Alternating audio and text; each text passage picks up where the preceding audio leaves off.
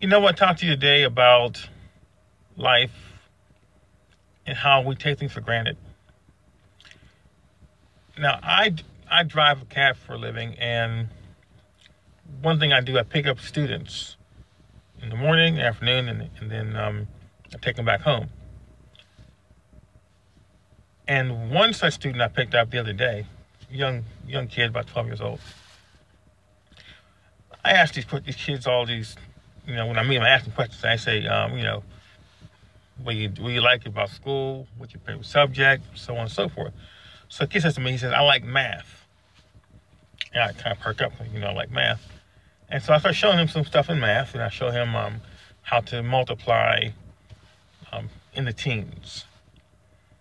And so he didn't understand at first, so I took a pad out, paper, and he wrote it out, and we did it a few times, make sure he understood what happened.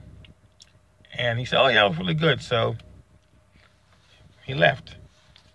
Now I thought to myself, now this kid is going to either do one or two things. He's either going to look at this and say, well, this is great. I learned this new technique. He said he likes hard math, and he couldn't do this at first. And he's going to come back tomorrow and say, wow, what else do you got for me? This is fantastic. And had this happened in the past where I've taught students for the duration of time we were together every day, take them home, teach them things like that. I taught a couple of students how to memorize 20 items so they can do their homework. I taught them parts of language, study skills, just a lot of stuff that I've done. And so I thought to myself, well, the kid will come back tomorrow and ask for more, give me more instruction. But then I looked at one aspect of it. He didn't take the notes. I asked him, did he want the notes? He said, no, he was okay. Now, that meant that he probably wasn't going to study it because he didn't take the notes with him. And when he comes back tomorrow or the next day, he wouldn't be receptive. He would probably not want to do anymore. So sure enough, next day arose, and I came down to pick him up, and he comes up to me and he says, I'm too tired today. I don't want to do no math. I just want to, take a nap and as you're taking me home. And I go, okay. Now understand something, okay? I have these skills. So if you don't want them, that's up to you. That's your loss. I already have these skills. So I thought to myself, wow, now this kid's 12 years old. And one day he'll look back and say, wow, when I was 12 years old, I had this guy who was really smart. He knew a lot about a lot of stuff, and he taught me math and language skills, study skills. He really helped me to be a better person.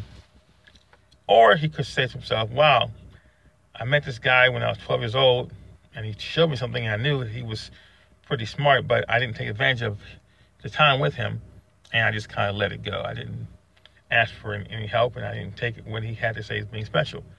Now, there are people who contact me to tutor them and offer me money, and I just don't do that right now. I don't do any Skype training. I don't do any personal training. I'm going to be doing some training in my church, but right now I'm gearing up.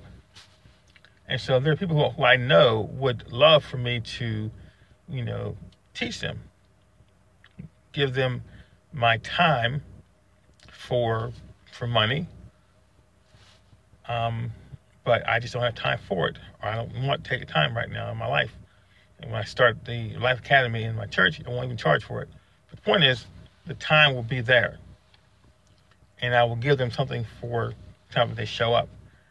But this kid won't be there, and he won't get a chance to derive anything from knowing me. I'm just a guy to take him home. And so again, I'm not hurt by that. I'm not. I just wanted to make a point. How when someone pours into you something, it makes you better if you're receptive. When I was about 14, my father taught me how to do a kip up. It's when you lay back on your back, put your hands back, and kind of push forward. You see them all the time in these kung fu movies where they hop back up. It's like just kind of spring off the ground when they fall backwards.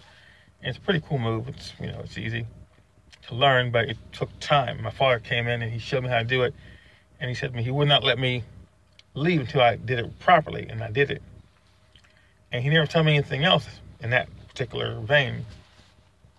But because he showed me how to do that one move, I was able to utilize that. I would do a kip up, or roll backwards, and then do a handstand, and eventually learn how to do backflips and somersaults, and I really had a lot of fun with that. But because he showed me the one thing, I took it forward and learned more. And so I'm saying to you that it's not about me, it's about life. Look for mentors, look for people who will help you to become more, to learn more, to do more, to be more, because they're out there.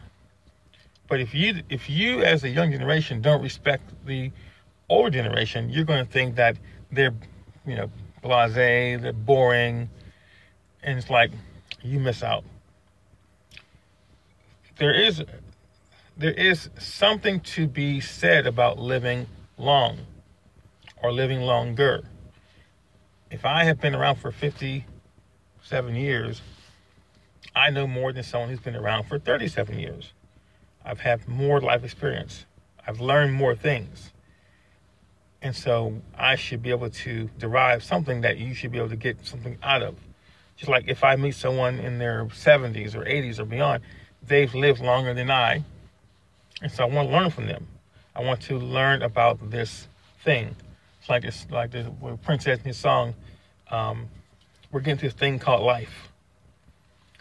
And it's like,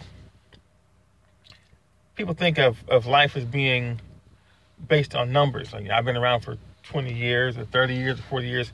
It's not how long you've been here. It's what you've done in the time that you are here. The people who I know of who are younger than me, and I've learned from them.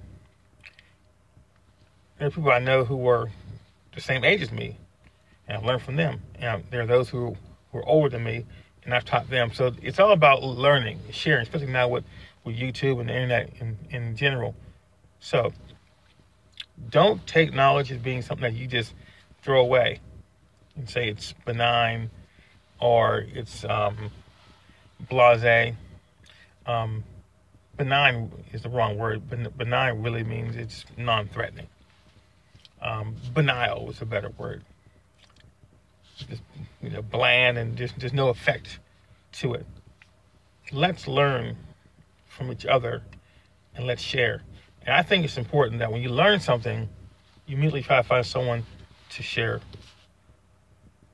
And so, I'll see this kid again tomorrow or next day. And again, I'm not going to force him to take from me what I have to offer, because it was offered freely. My job is to take him home in the car. That's all I got to do. But it's just sad that people today don't recognize when they're in the presence of someone who is going to gift them with something great, and they don't even see it. It's just sad. So thanks for watching. Please subscribe, like, share. And I haven't made videos for a while, but I'm going to be getting back because I think it's time. It's time to get back and start making some more videos.